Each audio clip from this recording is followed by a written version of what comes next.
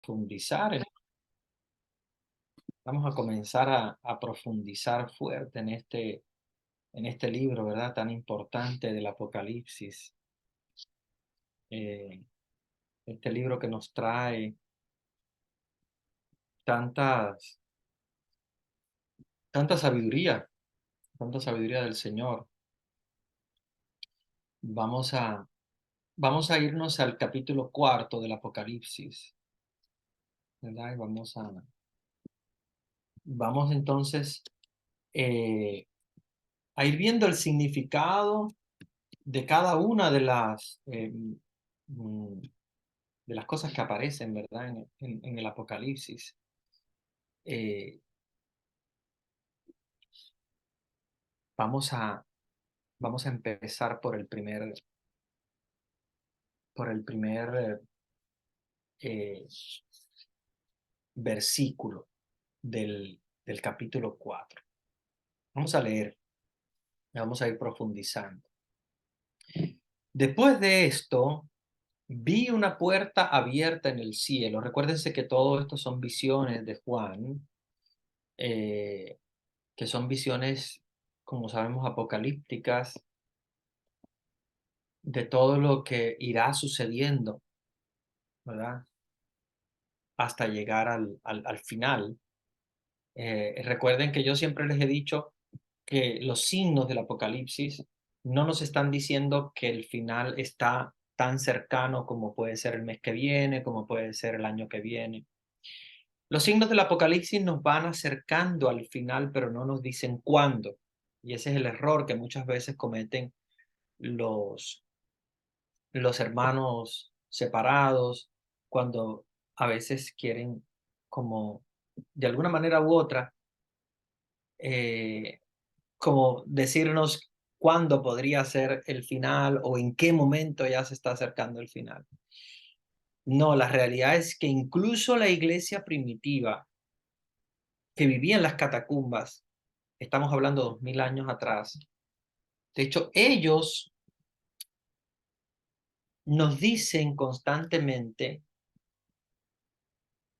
que el final está cerca. Y fíjense que han pasado 2000 años después de eso. ¿Y por qué nosotros debemos entender este lenguaje apocalíptico? No en el sentido del tiempo desde el punto de vista humano, como nosotros pensamos que el tiempo es pronto, o sea, que va a ser el mes que viene, que va a ser el año que viene, sino que el pronto de ellos es que existe un punto final que se acerca, ¿verdad? Y que en la medida que van pasando los años se va acercando, pero no nos quiere decir que es ahora, que es más tarde, o que va a ser el año que viene o de aquí a 10 años. Pero sí nos dicen los signos del Apocalipsis que nos vamos acercando hasta el final, pero no podemos cometer nosotros el error de los hermanos separados de colocar ese final como que ya va a llegar el mes que viene, va a llegar el año que viene o va a ser en el año 2000 como se pensaba. No sé si se recuerdan ustedes que se hablaba mucho que el mundo se iba a acabar en el año 2000 y bueno, el tío de Jehová, etcétera, ya habían dado incluso la fecha. No, no podemos nosotros caer en esa tentación porque la misma Biblia lo dice. No sabemos ni el día ni la hora.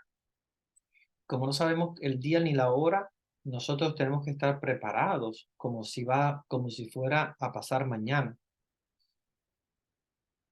Debemos estar preparados para cualquier momento en el cual venga el juicio final.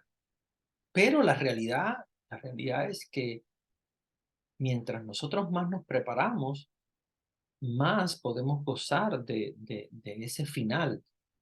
Ahora, si nos agarra desprevenido, como, como la misma Biblia nos dice, como ladrón en la noche que llegará y te agarra desprevenido, te agarra no preparado, impreparado para ese encuentro.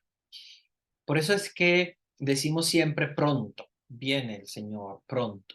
Pero ese pronto, recuérdense que no tiene un tiempo, no puede ser calculado desde el tiempo humano, porque para Dios no existe el tiempo. Para Dios un año son 1000, es igual que 1000, como igual que un segundo. Para Dios no existe el tiempo. Entonces, si nosotros vemos signos apocalípticos ahora, es porque ya nos vamos acercando hacia el final, pero todavía pueden pasar otros signos apocalípticos más antes de que llegue el final definitivo. Dice Juan, después de esto, miré, vi una puerta abierta en el cielo y la voz que antes había oído, semejante a una trompeta, me decía, sube aquí y te mostraré qué va a suceder enseguida. Vean qué bonito, ¿no? Incluso esta palabra, este signo de la trompeta, es un signo sumamente importante dentro del lenguaje bíblico. En la Biblia se habla de las trompetas en varias ocasiones. Recordemos en Números, cuando la convocación de todos era a través de la trompeta que se sonaba como la congregación en torno al tabernáculo. Estar atentos al sonar de las trompetas. ¿Qué representan las trompetas? Las trompetas representan la redención, representan la salvación. Y por eso es que incluso en Mateo se habla el uso de estas trompetas de plata, cuando dice, entonces aparecerá la señal del Hijo del Hombre, y entonces lamentarán todas las tribus de la tierra y vendrán al Hijo del Hombre, viniendo sobre las nubes del cielo con gran poder y gloria, y enviará a sus ángeles con una gran voz de trompeta. Vean qué paralelismo más interesante que usa Mateo, la voz de trompeta, con la voz de trompeta que usa Juan en el Apocalipsis. Entonces, con voz de trompeta, se juntarán a los elegidos de los cuatro vientos. Recuerden siempre el número 4, ¿eh? Recuerden siempre, les comento la importancia de los cuatro vivientes, los cuatro vientos, porque el símbolo 4 siempre nos va a recordar la Tierra, ¿ok? Siempre el signo 4 es el signo de la Tierra, es el signo de los cuatro puntos cardinales. Y qué hermoso, ¿verdad? Como eh, Mateo, Mateo capítulo 24, versículo 30, nos habla de esta voz de trompeta, igual que en el Apocalipsis. Vean qué paralelismo tan interesante. El estudio bíblico siempre nos va a llevar a hacer estos paralelismos entre un texto y el otro, sobre todo para poder entenderlo, comprenderlo y poder buscar el origen de, de esta simbología. Cuando nosotros vamos a un paralelismo con los evangelios, con el Antiguo Testamento, para poder entender en profundidad esta voz de trompeta, qué cosa es. Igual lo vemos desde el Antiguo Testamento, en el libro de los Números, eh, capítulo 10. Y en el día de vuestra alegría, o sea, se está refiriendo al día final, ¿verdad? Al, al día apocalíptico. Y en vuestras solemnidades y en los principios de vuestros meses, tocarán las trompetas sobre sus holocaustos, sobre los sacrificios de paz, y les serán por memoria delante de su Dios, yo el Señor, vuestro Dios. Igual también se tocaban trompetas en el Apocalipsis, en el Levítico. Habla a los hijos de Israel y diles, en el mes séptimo, al primero del mes, tendrán un día de reposo, una conmemoración al son de trompetas y una santa convocación. Vean que siempre La trompeta es el signo de la convocación, es el signo de la unidad, es el signo de la unidad en la Biblia. Se tocan las trompetas, se está llamando al pueblo. Igual que se llamaba para la congregación al inicio, se llamará al final para la congregación final. Versículo 2. En ese mismo momento me tomó el espíritu. Vi un trono colocado en el cielo y uno sentado en el trono. Este signo del trono es muy importante porque recuérdense que el trono es el signo de realeza. Y nosotros sabemos que no hay ninguna realeza por encima de Dios. Dios es la realeza infinita. Es el Rey eterno, es el Rey universal. Entonces, cuando se nos habla de este sentado en el trono, nosotros sabemos que se está refiriendo a Dios, se está refiriendo a Jesús, este que aparece sentado en el trono. Por eso es que vemos en diferentes cánticos bíblicos, viene el Señor sentado en el trono y arrojan coronas delante de él. O sea, los reyes de la tierra arrojan sus coronas delante de él porque él es el rey, él es el rey eterno, él es el rey maravilloso, es el rey de reyes. ¿Ok? Entonces, eh, él está sentado en el trono, él es el rey eterno, incluso los otros reyes lo que hacen es que eh, arrojan las coronas delante de ese rey eterno, de ese rey maravilloso. Vamos a continuar donde nos dice el versículo 3. Versículo 3 dice, el que estaba sentado parecía de jaspe y coralina. Jaspe, ¿qué cosa es el jaspe?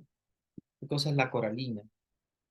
Aquí es donde nosotros tenemos que buscar el significado de este jaspe y esta coralina. Son piedras preciosas. O sea, el jaspe y la coralina son piedras preciosas. La coralina es un poquito más translúcida, el jaspe es un poquito más opaco, pero son piedras preciosas. El jaspe es de un color más rojizo. Y, y vean cómo el significado de estas piedras tiene un significado del punto de vista bíblico de crecimiento, de fortaleza, ¿verdad? Y es lo que la Biblia utiliza, ¿verdad? Estas piedras para significar esa preciosura, esa hermosura, ¿verdad? De quien está sentado en el trono. Dice, el que estaba sentado parecía de jaspe y coralina, o sea, que está cubierto completamente de una piedra preciosa, de una piedra hermosa. O sea, es la hermosura del trono del Señor, es la hermosura de su presencia. Y por eso es que Juan utiliza este símil tan hermoso, eh, que el que estaba sentado en el trono, que es el Señor, viene eh, de jaspe y coralina, parecía de jaspe y de coralina. Un arco iris de color de esmeralda rodeaba al trono. Vean qué signo tan hermoso, o sea, uno se imagina ese trono brillante de piedras preciosas, de jaspe, de coralina, y un arco iris. un arco iris de esmeralda, un arco iris de color esmeralda que rodeaba ese trono. O sea, imaginemos que no solamente es el trono, sino que todo a su alrededor estaba cubierto, ¿verdad? De ese hermoso arco iris de esmeralda eh, del que habla el Apocalipsis. ¿Y cuál es el color esmeralda? El esmeralda es un color verde. Recuérdense que el color verde es el color de la esperanza, es es un color incluso desde el punto de vista psicológico tiene un sentido hermoso porque eh, es, es el color de la sedación. En psicología lo utilizamos para simbolizar la paz, eh, la, la tranquilidad, la sedación, ¿verdad? En medio de la tormenta, la convulsión psicológica, siempre el verde es incluso uno de los colores que se prefiere para las personas que son muy ansiosas o que son muy alteradas. Se prefiere, ¿verdad? Que estén rodeadas de paredes de color verde o que miren el verdor de las plantas porque da un sentido de esperanza, un sentido de tranquilidad, de paz. Entonces, es hermoso porque el arco iris de por sí está cubierto con todos los colores, pero hay un arco iris eh, que es de color esmeralda. Es un, es un arco iris de tonalidades verdes, hermoso, que ya uno se lo imagina, ¿verdad? Mientras va escuchando, dice, es un trono, el Señor sentado en él, que parece de jaspe y coralina. Imaginamos esta hermosa piedra, jaspe, brillante, de color rojo, transparente, coralina alrededor y este hermoso arco iris que yo lo imagino, si es un color esmeralda, me imagino un arco iris de tonalidades de verde, hermoso, del verde mm, más tenue hasta el verde más fuerte y ya te imaginas una simbología que por una parte es crecimiento, es fortaleza, por otra parte es esperanza, tranquilidad y paz. Vean cómo, recuérdense que Dios se nos manifiesta a través de esta simbología para poder entender la conexión, ¿verdad?, con Dios al final de los tiempos. Nosotros lo imaginamos desde el punto de vista material, como si ese trono fuera una silla o algo. Recuérdense que nosotros los seres humanos nos cuesta trabajo transportarnos a un nivel muy alto de comprensión de la escritura. Nos es difícil, muy difícil poder transportarnos allá, porque lo imaginamos humanamente. Sé que ustedes imaginarán el trono, imaginan una silla, y cuando les expliqué sobre el jaspe y la coralina, que son estas piedras hermosas de color rojo, pues ya se imaginan la piedra, como adorna completamente al Señor, cubierto con una capa probablemente de coralina. Nos imaginamos el arco iris, ¿verdad? Alrededor del trono, lo imaginamos así, arqueado, con tonalidades de verde, pero va más allá. Recuérdense que todas estas imágenes bíblicas van un poquito más allá del simple hecho material de encontrarnos ah, con esta realidad física. Y claro, obviamente tenemos que entender el significado para poder imaginarnos qué es lo que sucederá al final de los tiempos. Entonces hay una conexión a través de esta piedra, una piedra que, como les decía, es el símbolo del desarrollo, es el símbolo del crecimiento, que a la vez está en un trono cubierto por un color que que es un arco iris. Es un arco iris de tonalidades de verde. Sé que es el color de la esperanza, es el color de la paz.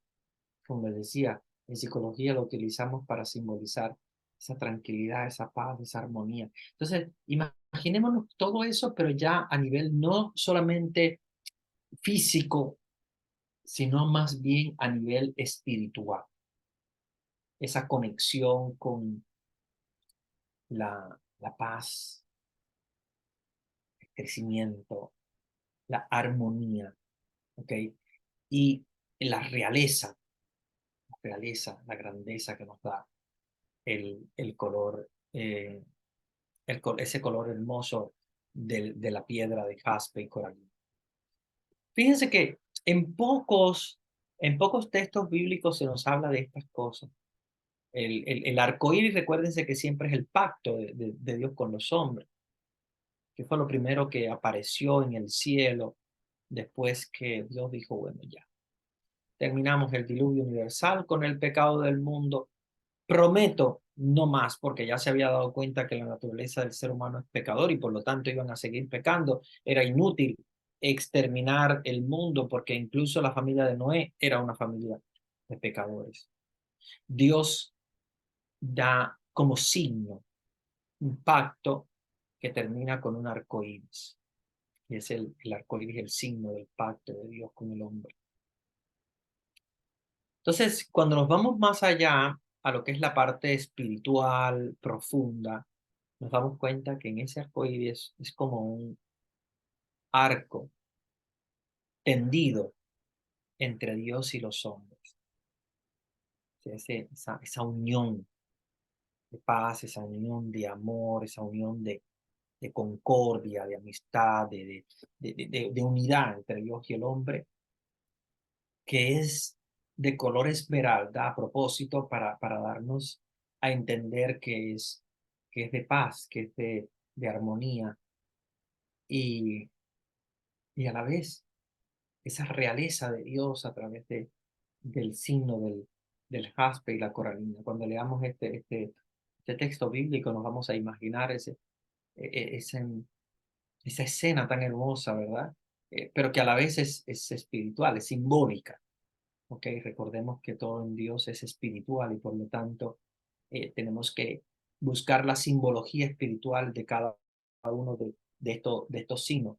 Y cuando hablamos del jaspe y la coralina, el sentido del desarrollo, eh, del crecimiento, es el punto a donde llega la humanidad en esa búsqueda de Dios, en ese crecimiento, como cuando una pequeña planta empieza a germinar hasta que crece. Ahí es donde está el punto del encuentro de Dios con el hombre. Ese crecimiento que el hombre va haciendo desde el punto de vista espiritual, poco a poco, hasta el encuentro con Dios. Y que eso también nos dé a nosotros un sentido de armonía, de paz, de tranquilidad.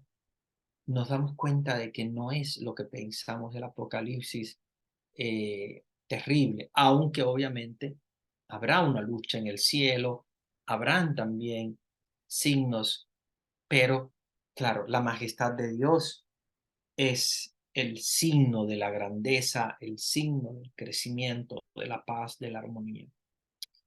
Entonces el que estaba sentado en el trono parecía de jaspe y coralina, y un arco iris color esmeralda rodeaba al trono. Qué hermoso, ¿verdad? El arco iris, signo de la comunión con Dios, entre el hombre y Dios, signo del pacto de Dios con los hombres, color esmeralda. ¿Verdad? Qué color más hermoso, que es el signo de la esperanza, el amor, la tranquilidad.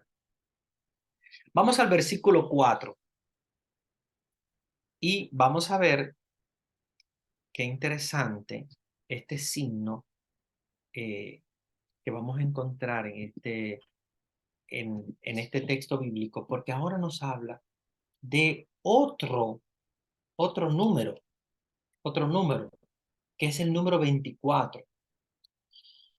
Eh, vamos a ver qué significado tienen este número 24. Vamos a leer el versículo 4. 24 sillones rodeaban el trono. ¿Ok? 24 sillones rodeaban el trono. Y en ellos están sentados 24 ancianos con vestiduras blancas y coronas de oro en la cabeza. Ojo. Ojo con esto porque aquí nosotros nos estamos encontrando con un símbolo por primera vez que nos encontramos este número 24 y tú dices, bueno, se me han dicho siempre que era el 12, ¿ok? Y el 12, como les había dicho, es el 3 por 4. Y por eso es que Jesús escogió 12 apóstoles. Por eso es que Dios dio 12 hijos a Israel, las 12 tribus de Israel.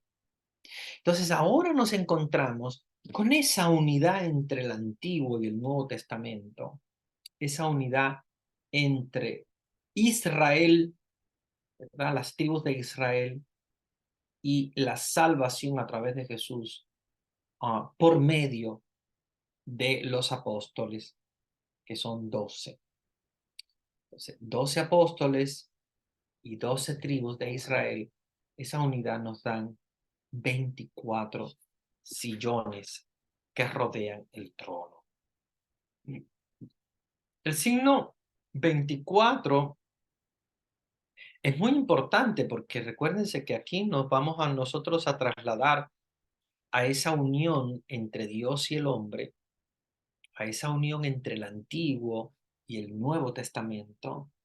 Por lo tanto, estamos hablando de este número 24, que es 12 más 12.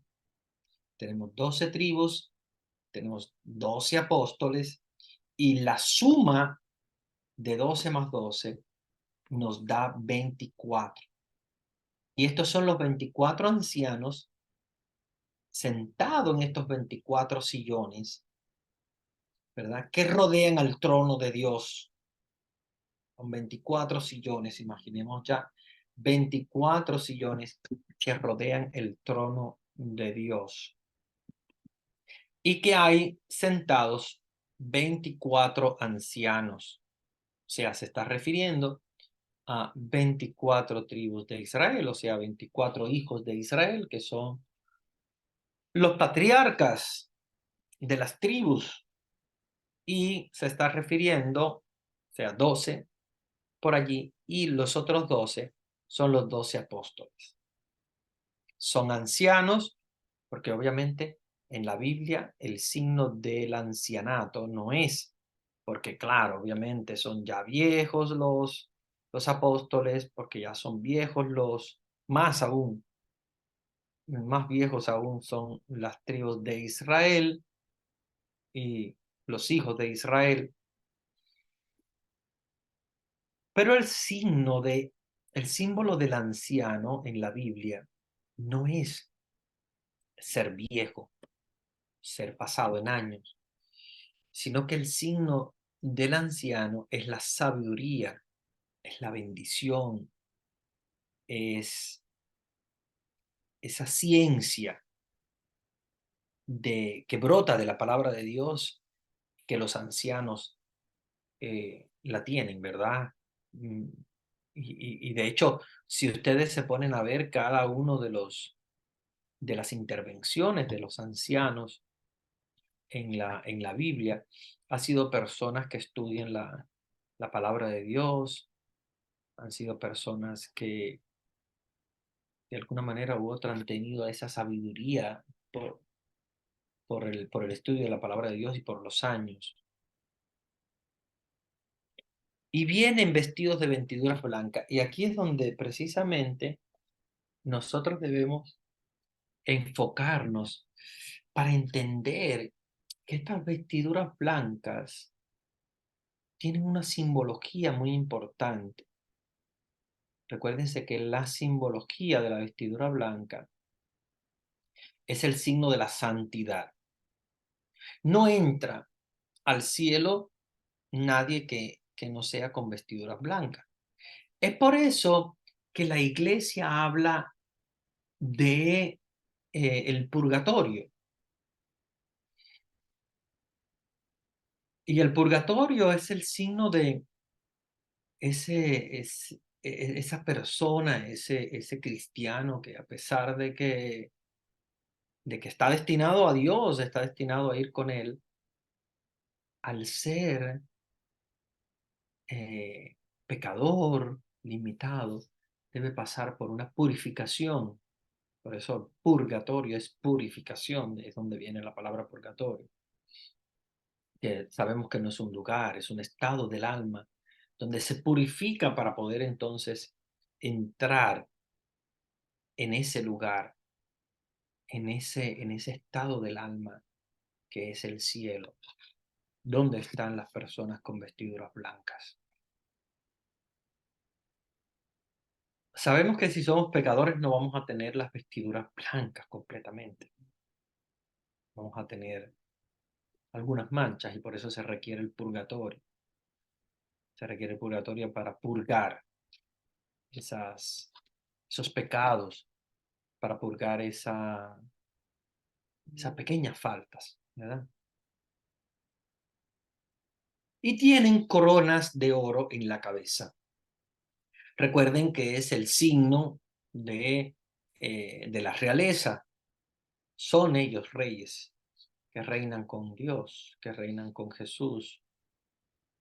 Tienen coronas de oro. Sabemos que no son la misma corona de Jesús, pero ellos comparten la realeza de Dios, ¿verdad? Con ellos. El sentido de Dios, ser rey, le traspasa esa realeza. Fíjense que también nosotros, cuando nos bautizamos, somos convertidos en profetas, sacerdotes y reyes. Entonces somos reyes también, porque compartimos con Jesús la realeza. Versículo 5. Del trono salen relámpagos, voces y truenos. Ven qué interesante, porque es el signo del poderío. ¿Okay? Salen relámpagos, voces, truenos, es potente. Recuérdense que la voz del Señor es potentosa, se manifiesta potente como el trueno, con la voz del trueno. Eso lo escuchamos en los evangelios de vez en cuando hablando de esa voz del trueno. Ante el trono arden 7 antorchas que son los 7 espíritus de Dios. Recuérdense que ya no es primera vez, sino que ya le hemos escuchado varias veces hablar de alguna manera de este número 7. Que no debemos entender 7 como un número de cantidad, como si fueran 7 los espíritus de Dios, como si fueran 7 las antorchas. 7 es el signo de la perfección, ahí es donde vemos el candelabro de los 7 brazos. Ahí vamos a ver también, para nosotros los católicos tenemos 7 sacramentos. El número 7 es un número de perfección. Pero este 7 espíritus de Dios es el Espíritu de Dios en su perfección total. No es que hayan 7 espíritus contados como 1, 2, 3, 4, 5, 6, 7, no. No lo podemos entender de esa manera, sino entenderlo desde la simbología del número 7, que es la perfección. ¿Se recuerdan cuando le dijeron, maestro, que debemos perdonar 7 veces? Él le dijo, no, está 70 veces 7, o sea, infinito, perfecto. El Espíritu de Dios es infinito. El Espíritu de Dios es perfecto. Y el número 7 en la Biblia nos recuerda siempre el infinito, nos recuerda siempre la perfección. Versículo 6. Una pileta transparente como cristal se extiende delante del trono. Hay una pileta transparente que parece como cristal, se extiende delante del trono. 4 seres vivientes. ¿Qué nos habla los seres vivientes llenos de ojos por delante y por detrás? Ocupan el espacio entre el trono y lo que hay a su alrededor.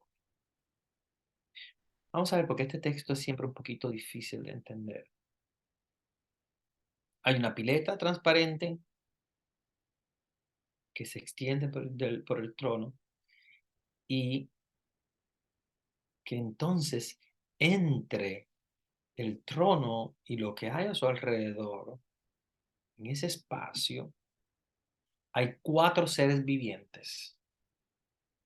O sea que básicamente estos 4 seres vivientes están entre el trono y su alrededor. Estamos hablando de 4 seres vivientes, o sea, el signo, que en este caso es especial, el signo de la tierra. Recuérdense siempre los 4. 4 siempre es la tierra. Entonces, claro, de alguna manera tenemos que entender que estos 4 puntos cardinales es el símbolo de la humanidad, no es el símbolo de un viviente o de 4 vivientes en específico.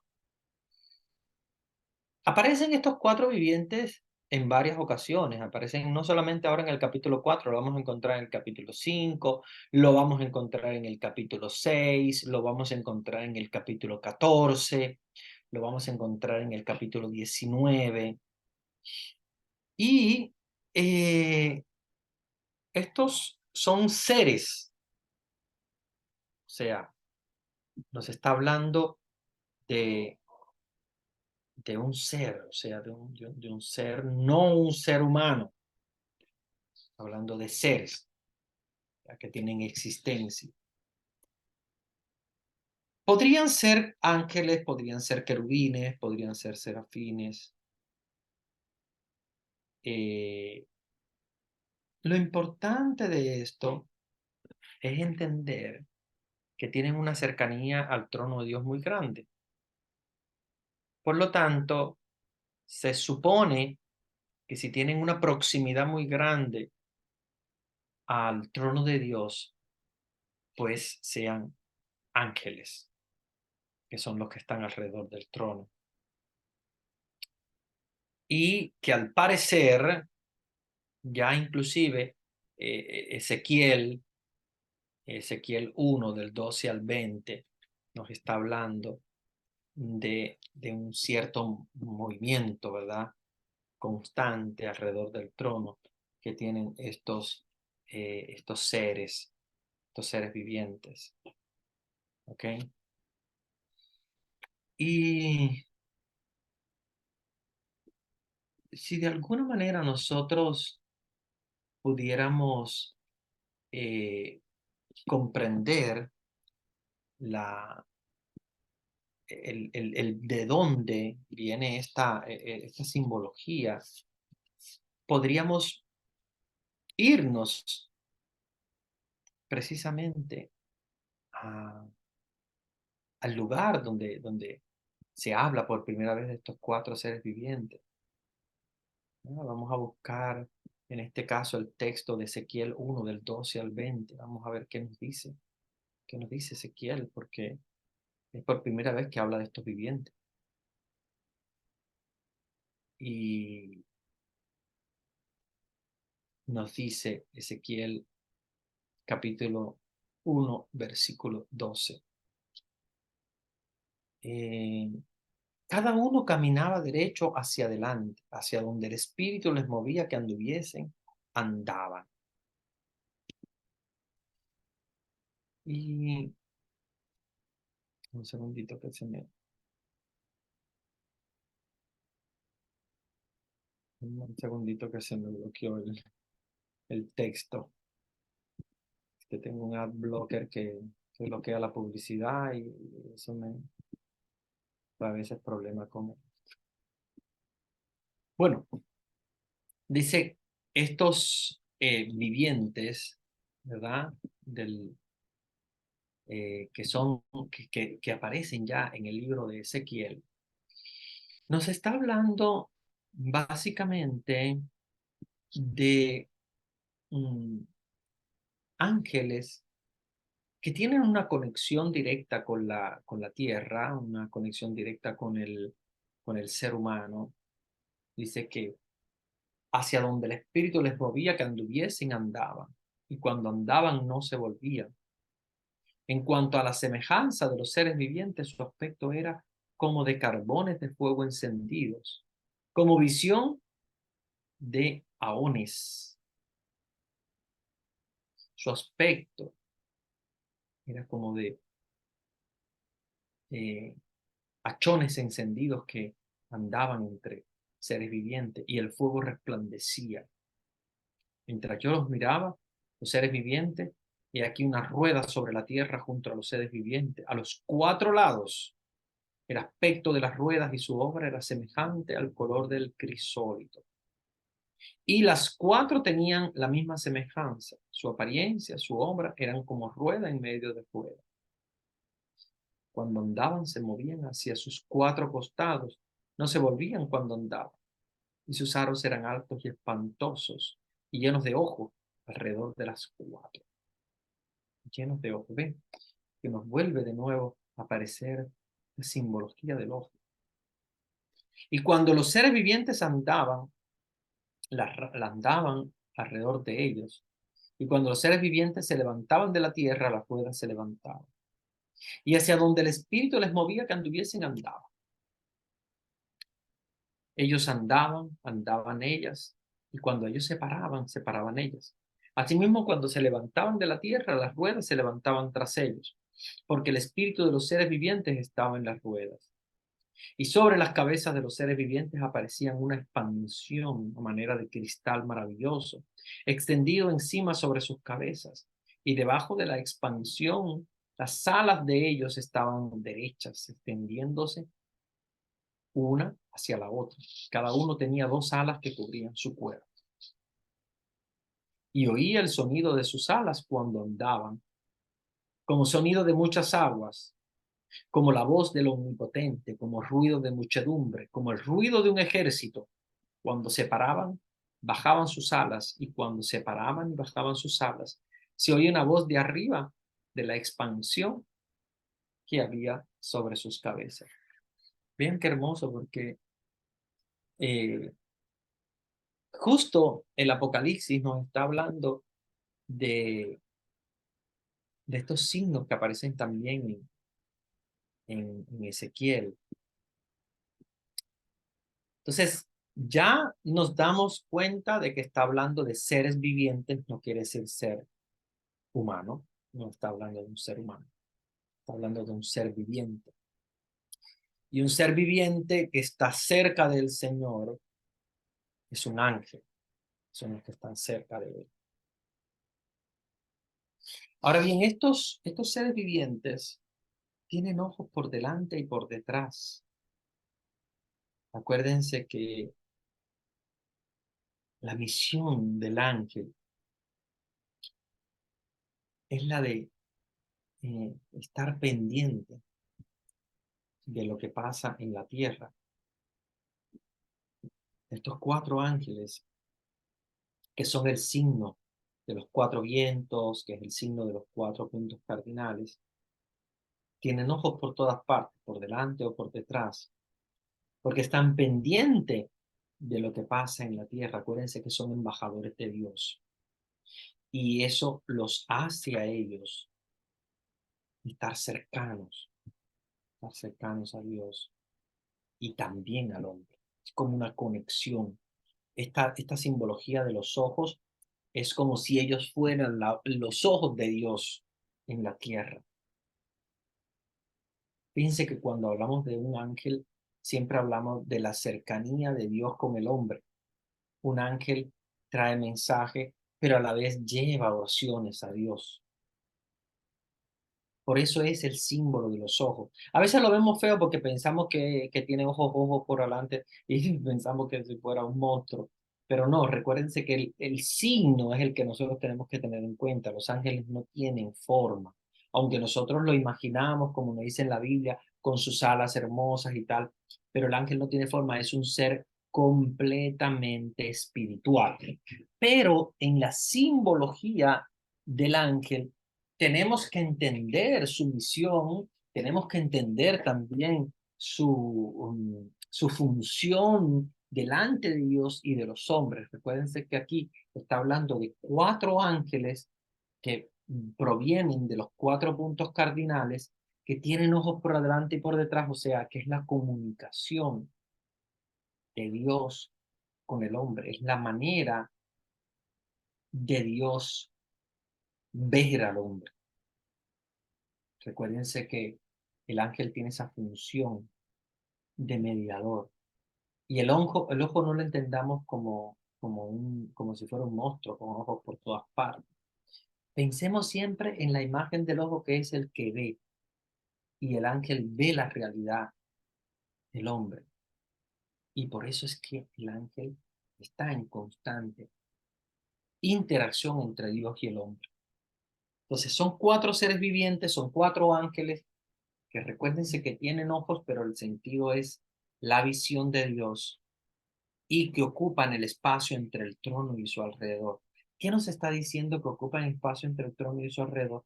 Nos está diciendo que entre Dios y el hombre hay una conexión, y que esa conexión entre Dios y el hombre se da a través de los ángeles.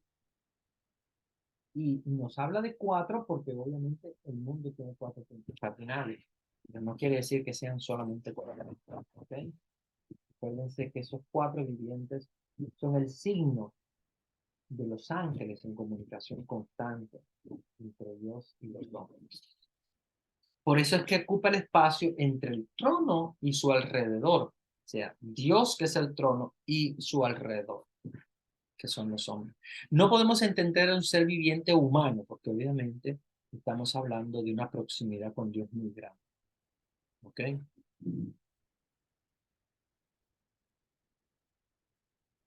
Vamos a buscar ahora el versículo 7. El primer ser viviente, y aquí miren lo interesante, porque después hay una analogía muy fuerte con los evangelistas, que son 4 también, como ustedes saben.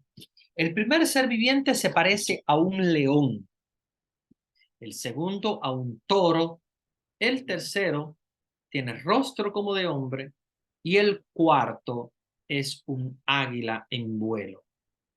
¿Okay? Recuérdense que aquí tenemos la, la simbología de los evangelistas, que después, bueno, tienen una comparación muy interesante. Muchos que estudian sobre todo los evangelios nos hablan mucho de este paralelismo, ¿verdad? Entre, entre estos seres vivientes y los evangelios.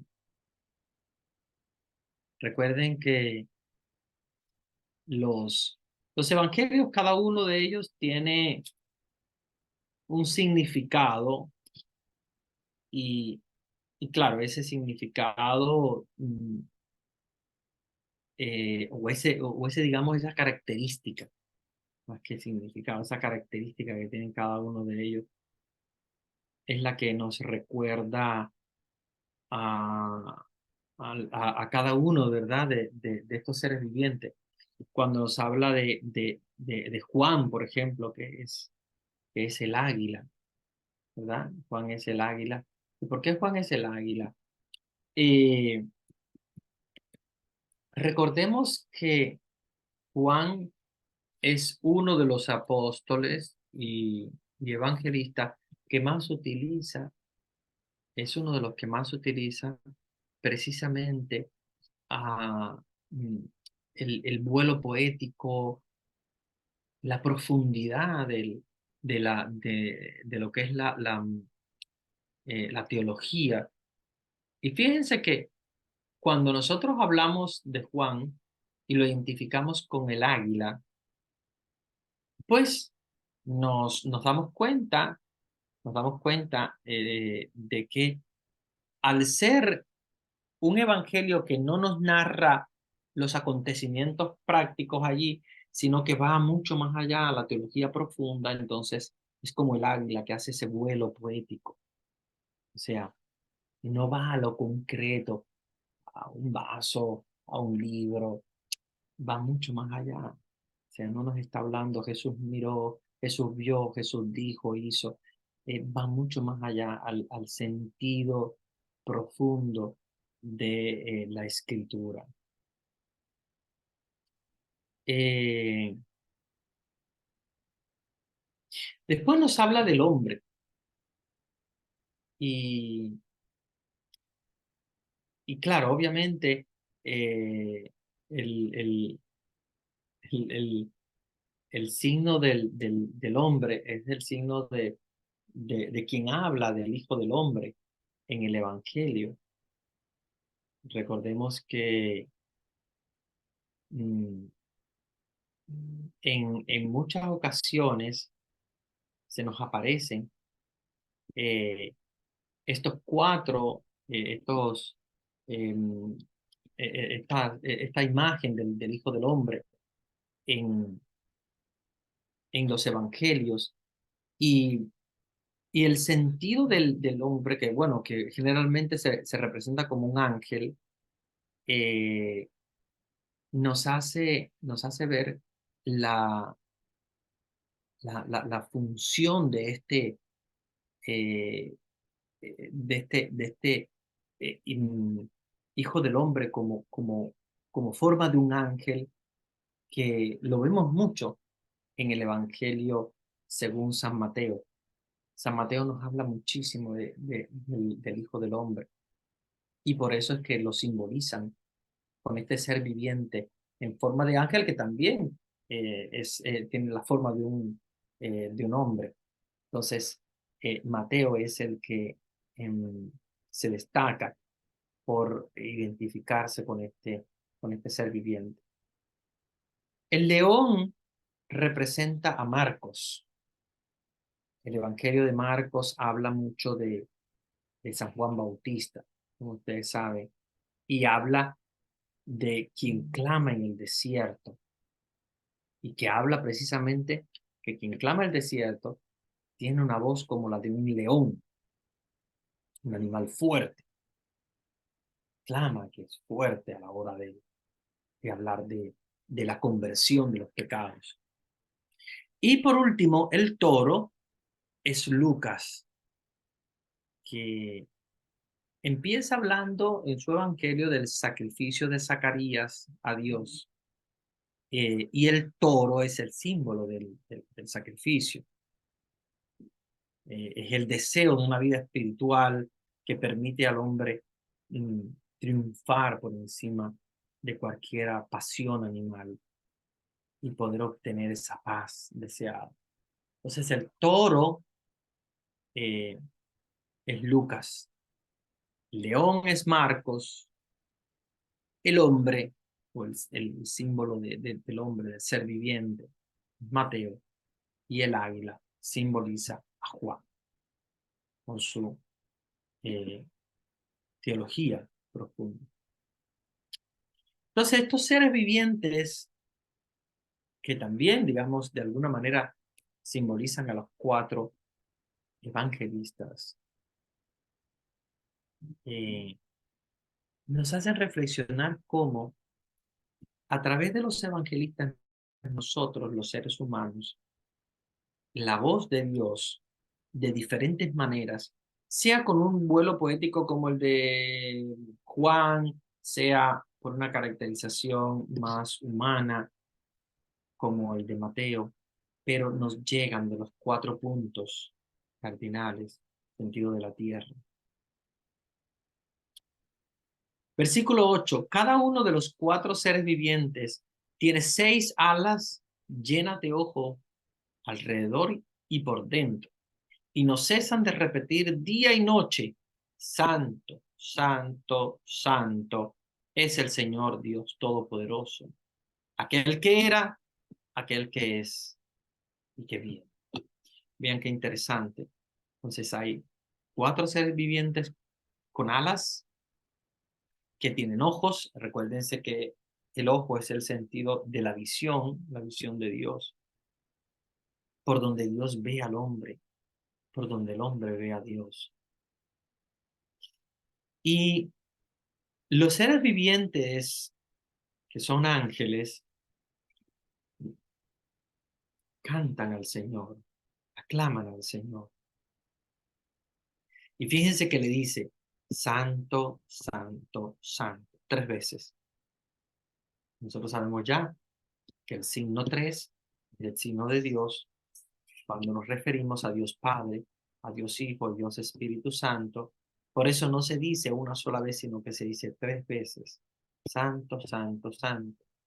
Santo es Dios Padre, Santo es Dios Hijo, Santo es Dios Espíritu Santo. Y ese signo de ese canto del 3 veces santo, que nos recuerda también el canto que hacemos en la misa y tal, es el signo de la santidad de Dios que está presente en toda criatura. Por eso que nosotros clamamos a la Santísima Trinidad en todo momento. Cada vez que vamos a hacer una oración, en la celebración de la misa, cuando hacemos la señal de la cruz, de alguna manera u otra clamamos a ese 3 veces santo. ¿Verdad? Santo Dios, Padre Santo, Dios Hijo, Santo Dios Espíritu Santo. Y nos dice que era, que es y que vendrá. O sea, de alguna manera nos está diciendo que existe desde siempre, desde la prehistoria. O sea, antes de la creación del mundo, ya Dios existía. Por lo tanto, aquel que era, aquel que es, porque está presente, está vivo y presente en medio de nosotros, y viene. Viene porque obviamente es el futuro, ¿verdad? Es ahí donde nosotros nos conectamos con lo que es el Apocalipsis, la venida del Señor. Entonces, Dios es eterno, existió desde siempre, aquel que era, quiere decir que existía, a pesar de que nosotros los seres humanos no existiéramos, ya existía Dios. Entonces, Él era el que es, porque está presente, está vivo y presente en la actualidad, y vendrá. ¿Okay?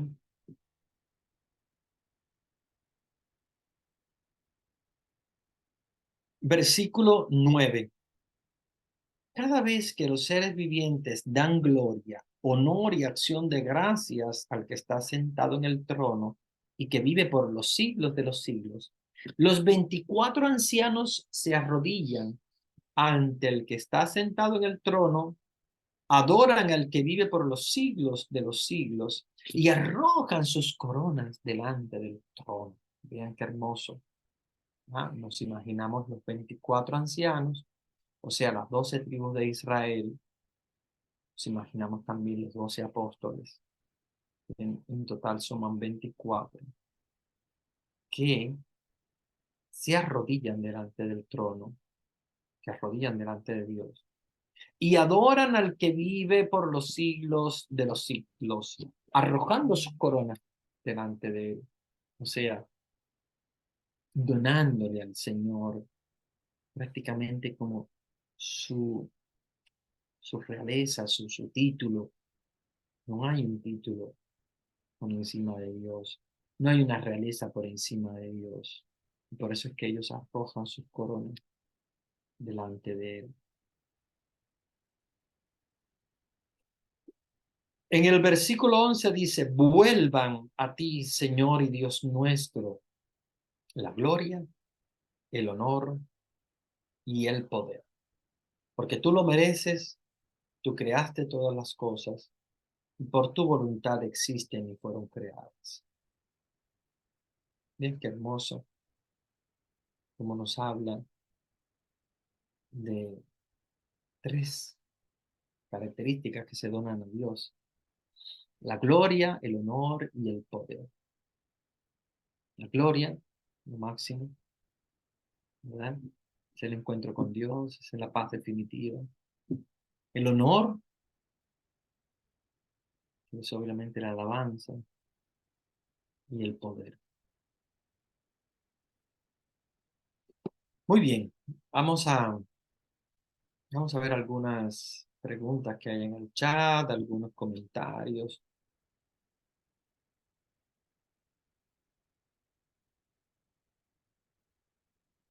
No tengo ninguna pregunta en el chat. Parece que hoy han estado bastante atentos a la clase, no se han distraído con el chat. Bueno, si no, también podemos dar la opción de abrir los micrófonos para dialogar un poco. Vamos a darle,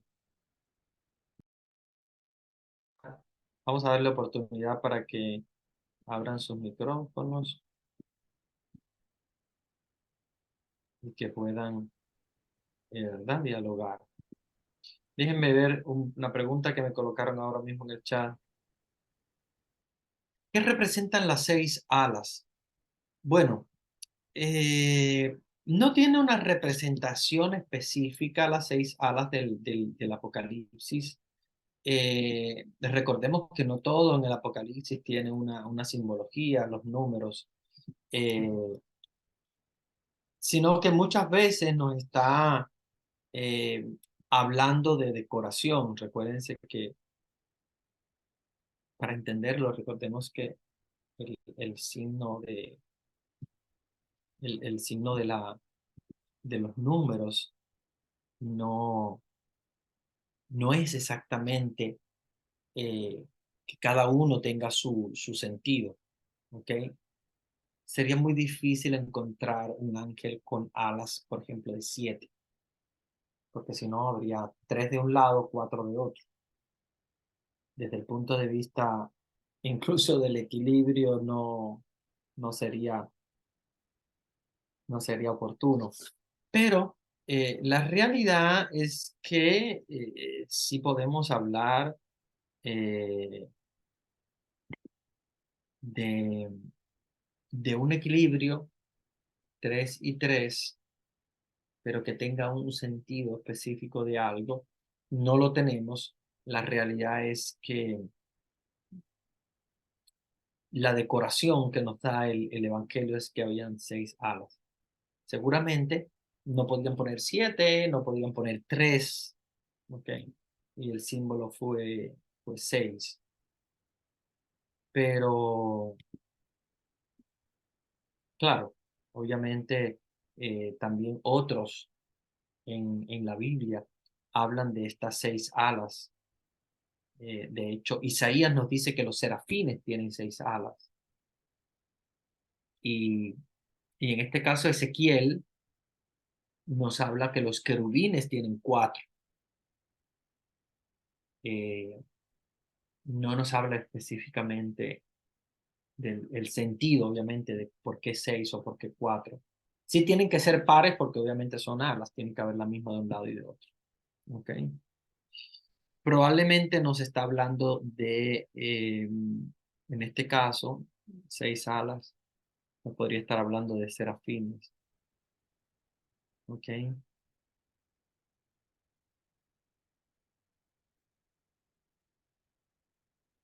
Muy bien. Vamos entonces, tienen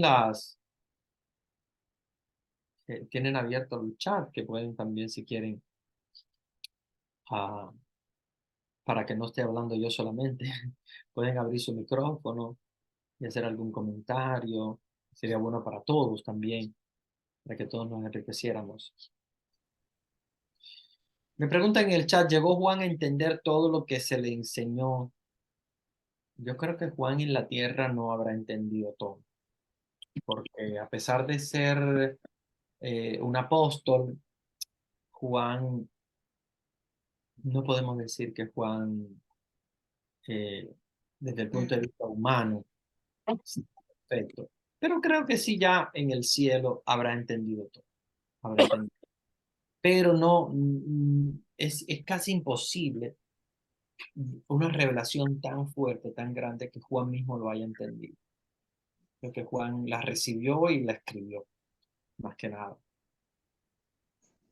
Pero en el cielo seguramente Juan pudo haber contemplado y visto todo lo que se muestra. Padre, Buenas noches. Sí, adelante. Vamos a dialogar un poco para yo no hablar solamente yo y poder entonces descansar mi garganta. Adelante. ¿Quién quería? soy Alma.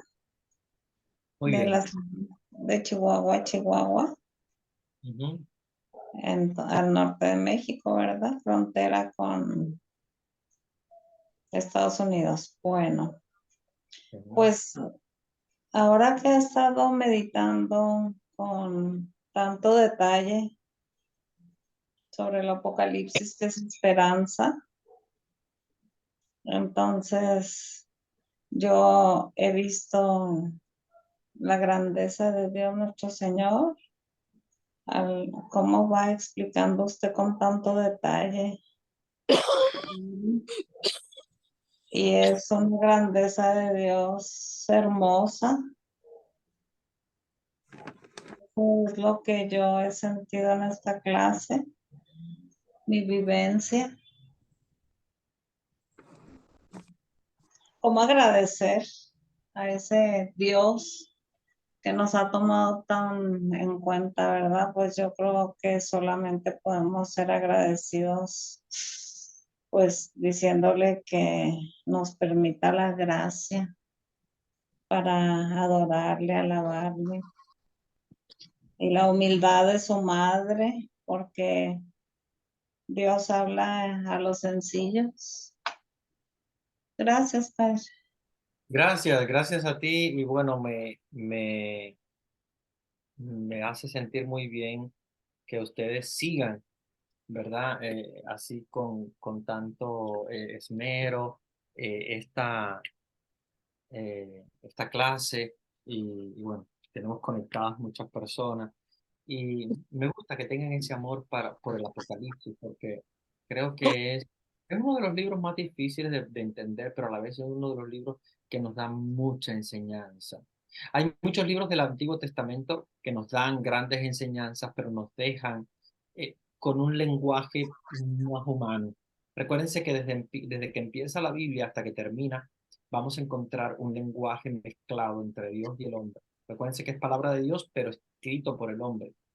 Sin embargo, en la medida que nos vamos como acercando hasta el final de la Biblia, eh, es lo que se llama la economía de la salvación. Poquito a poco nos vamos como entendiendo más, entendiendo más. Cuando llegamos a los evangelios, pues ya es Jesús mismo el que habla, por lo tanto ya tenemos palabra de Dios pura, pura, pura, porque es el mismo Jesús, el mismo Dios que habla.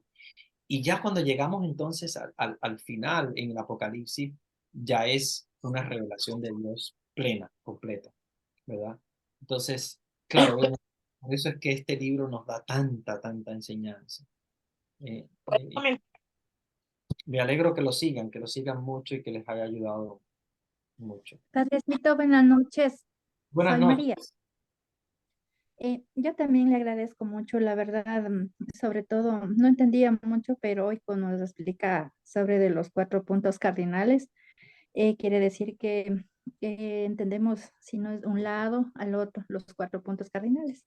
Y también justo entiendo que son los 4 primeros apóstoles del Nuevo Testamento que nos habla. Ya, entonces no entendí muy bien el significado de San Mateo. Pero de Juan, o sea, yo he leído también el libro de Juan, es muy lindo y es que nos explica, como usted dice, como el águila.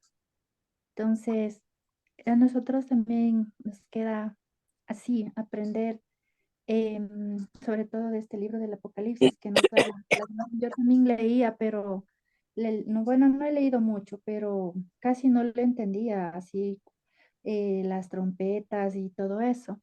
Y la verdad, le agradezco mucho porque un poquito más he podido entender, Padre. Qué Muchas bueno. gracias. Gracias. Sí, bueno, pues mira, Mateo no es tan difícil. Mateo se entiende que es el ser viviente. Acuérdense que es un ser viviente en forma humana, o sea, que se simboliza con el ángel, ¿verdad? Vamos a ir al texto para que lo entendamos un poquito. Eh, dice así, ah, el primer ser viviente parece un león y se recuerdan que cuando hablamos de el león es Marcos. Marcos por la voz como un león que habla sobre Juan Bautista, ¿verdad? Juan Bautista, que es la voz que clama en el desierto, y la coloca como un león, como un animal fuerte, ¿verdad? Que anuncia a Jesús. En el otro caso, cuando nos habla del segundo, que es un toro, el toro es Lucas, porque nos habla de ese sacrificio que hace Isaías a Dios, que lo hace a través de un toro, el signo del sacrificio de Israel, ¿verdad? Que es Israel. Y ese sacrificio del toro es el deseo de una vida espiritual por encima de las pasiones animales, o sea, es como quemar la pasión animal. Y eso es el sacrificio, ¿verdad?, que hace Zacarías a Dios, que narra el evangelista San Lucas. El águila, Juan, por lo que tú decías, ¿verdad? El vuelo poético que hace Juan, vuelo desde el punto de vista teológico, que va por encima, no a las cosas, a los detalles, sino que va precisamente como un vuelo poético elevándose al cielo, porque es una teología muy alta. Y el ángel, que es Mateo, recuérdense que aquí nos dice, el primero parece un león, el segundo un toro, el tercero tiene rostro de hombre, el cuarto como águila.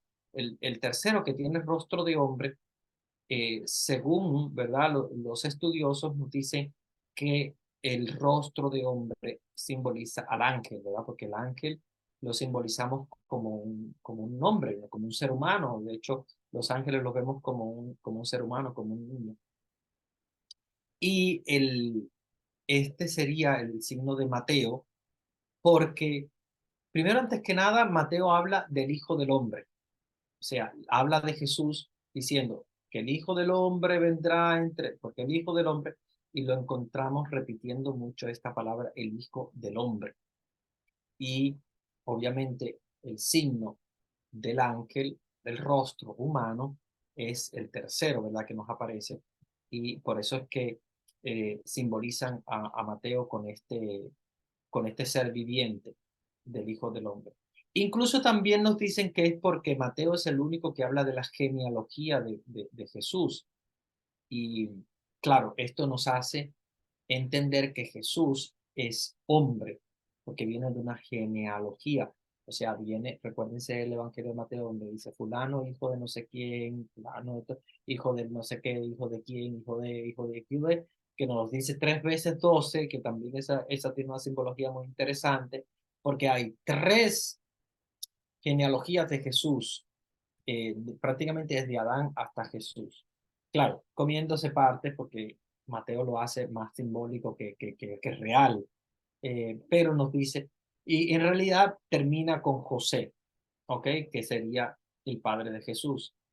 Pero el hecho de hacer la genealogía nos hace ver que Jesús es hombre verdadero, no es solamente Dios, sino que es hombre verdadero. O sea, que viene de una genealogía, viene de una generación.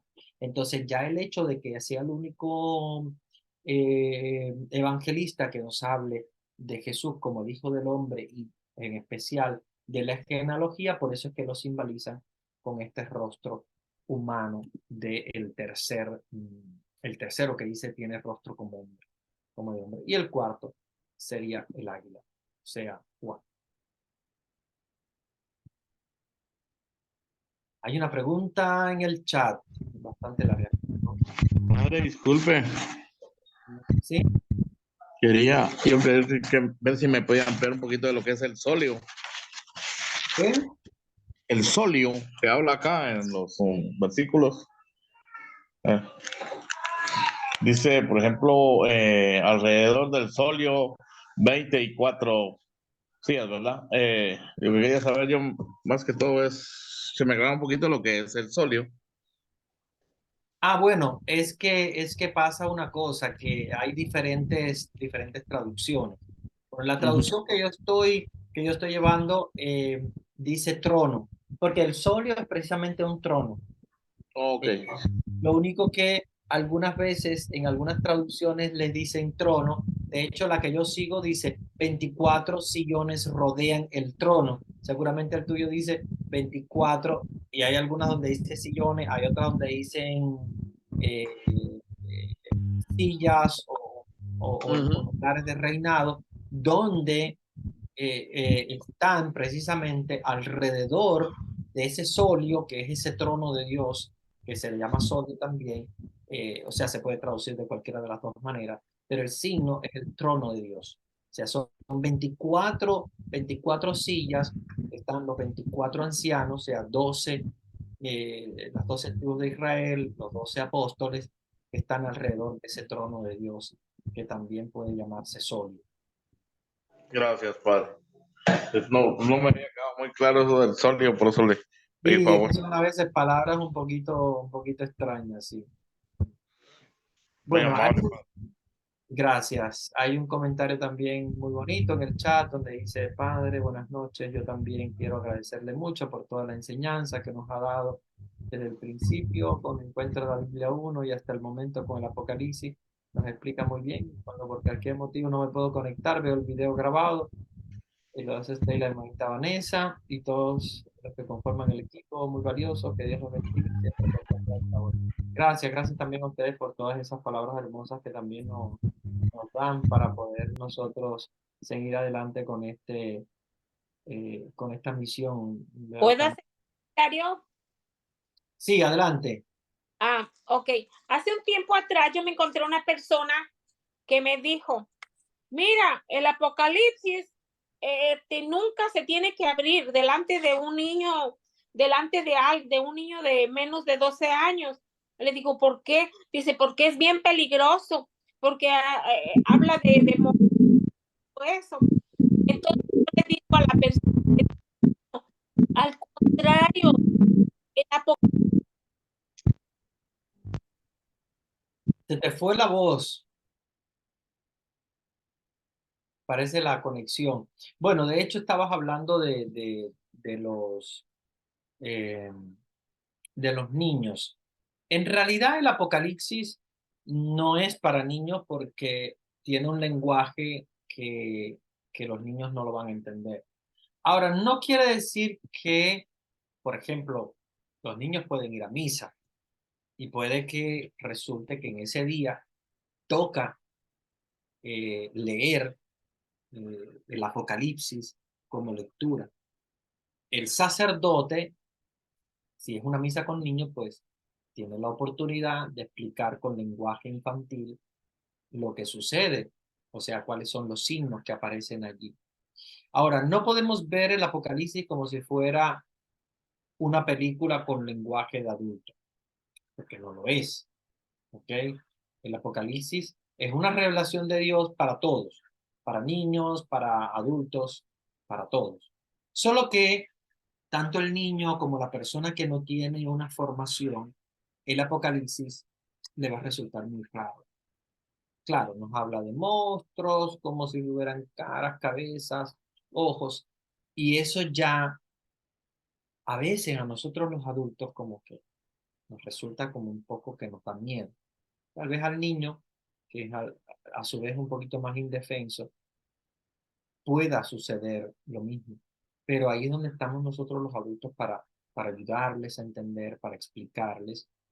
No es cierto de que no se pueda abrir un apocalipsis delante de los niños, no, yo creo que sí. De hecho, las misas con niños hay que leer el apocalipsis. De muchas maneras hay textos apocalípticos en la misma misa, solo que llevan consigo una explicación. El sacerdote que trabaja con niños especialmente debería estar preparado para poder ayudar a los niños a entender los textos bíblicos, porque esos textos bíblicos tienen también su contenido, tienen también su profundidad, ¿verdad? Claro que sí. Padre, aquí hay una... Padre, ¿Sí? Ah, bueno, sí, sí, adelante, adelante. padre, otra pregunta. ¿Sí? Cuando ustedes dicen en las misas que algo de que el Señor le dé la gracia de saber, de conocer los signos de los tiempos, ¿está hablando de los signos del Apocalipsis? Sí, realmente cuando hablamos de los signos de los tiempos, son signos apocalípticos en el sentido que son signos de lo que vendrá, ¿ok? Recuérdense que siempre que hablamos de los signos, podemos hablar de signos no del pasado, porque ya el pasado no hay signos, ya pasó, sino de lo que vendrá. Y obviamente acuérdense que el Apocalipsis, yo les decía siempre, acuérdense siempre de eso, que el Apocalipsis no es un momento histórico determinado mañana, de aquí a un mes, sino el Apocalipsis es lo que vendrá, y por lo tanto el Apocalipsis empezó desde que murió Jesús y resucitó hasta el final de los tiempos. Va a existir signos apocalípticos, porque acuérdense que desde ese momento ya Jesús, incluso cuando asciende a los cielos, le dice, vuelvo pronto, volveré, y obviamente esa es el gran misterio de que a través del tiempo y de la historia se van manifestando signos y signos que son apocalípticos. No quiere decir que sean signos del libro del Apocalipsis, pero son signos apocalípticos. Acuérdense que el Apocalipsis quiere decir revelación de lo que vendrá. Son signos. A través de signos se revela lo que vendrá. Y por lo tanto, el Apocalipsis es todo. Cada vez que hay un signo de algo que va a venir, es un signo apocalíptico. Por ejemplo, las guerras son signos apocalípticos, porque son signos de algo que nos está anunciando que el propio hombre es el que quiere terminar con la tierra. Y yo creo que ahí viene también el respuesta a una de las preguntas que me colocaron en el chat, que dice, Padre, si los ángeles están pendientes de lo que pasa en la tierra, ¿por qué hay tantas cosas malas? Precisamente por eso. Los ángeles están pendientes de la tierra, Dios está pendiente a través de sus ángeles, pero el hombre es el que no está pendiente. El hombre es el que quiere ir en contra de Dios, y el hombre es el que quiere todas esas cosas malas. Y claro, si hay una revelación de parte de Dios del Apocalipsis para decirnos, tengan en cuenta que todo esto va a pasar porque el hombre es el que quiere destruir, el mismo hombre quiere destruir la tierra. Y el mismo hombre es el que con sus cosas, con su forma, con su manera de actuar, quiere destruir la tierra. Y es el que va a destruir la tierra al final. Acuérdense que Dios no va a destruir nada. Dios no va a destruir lo que Él creó. Él simplemente nos revela.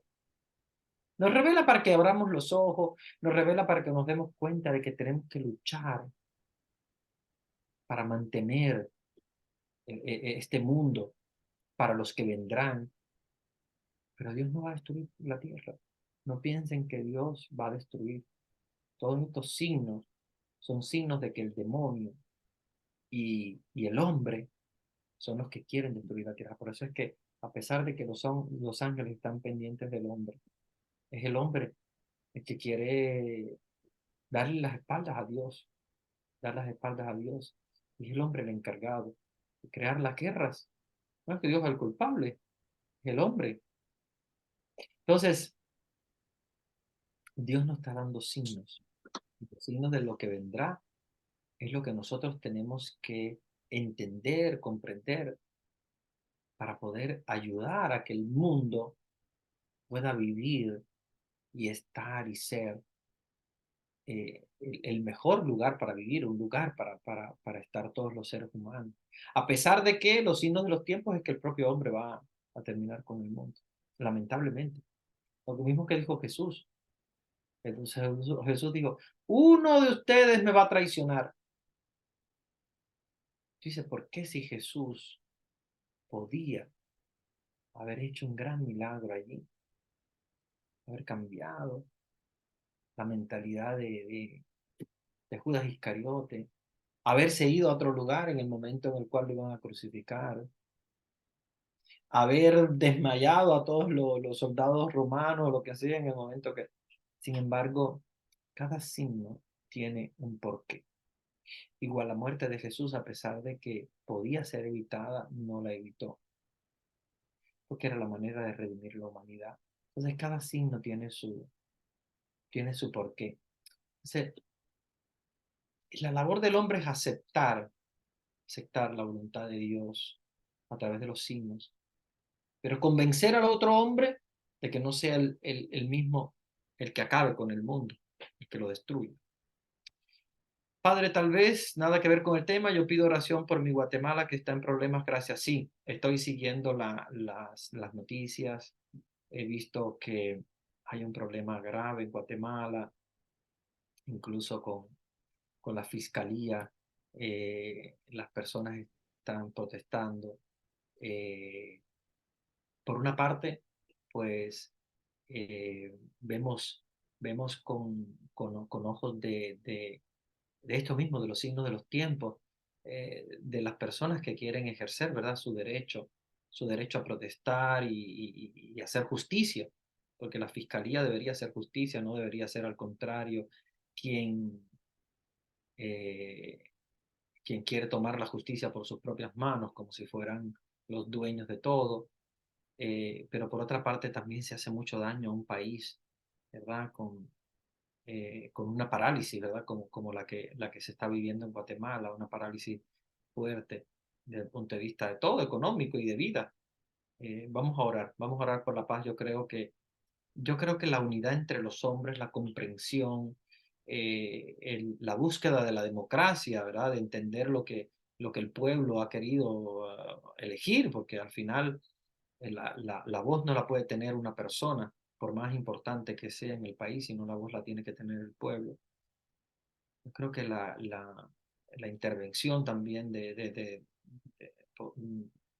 países extranjeros, de delegados internacionales que ayuden a restaurar el diálogo, porque realmente lo necesita Guatemala el día de hoy. Vamos a orar por Guatemala. Yo creo que todos los que estamos acá eh, hemos visto las noticias de esa parálisis que ha habido en el país, que no ayuda a nada, al contrario, afecta el diálogo. Que se pueda cambiar esa parálisis por un diálogo fuerte, nacional, que conlleve a todos, al presidente actual, al presidente elegido, a la misma fiscalía, el Poder Judicial, los organismos internacionales, las embajadas, porque el diálogo es el que ayuda a los hombres a llevar adelante la misión en cada uno de los países. Bueno, ya el tiempo se nos ha ido, ya quedan menos de 10 minutos, que es nuestro descanso. Vamos a dar la bendición y les voy a dejar con Marisita que les va a dar algunos avisos. El Señor esté con ustedes. Con tu espíritu. Y la bendición de Dios Todopoderoso, Padre, Hijo y Espíritu Santo descienda sobre ustedes y permanezca para siempre. Gracias, Padre.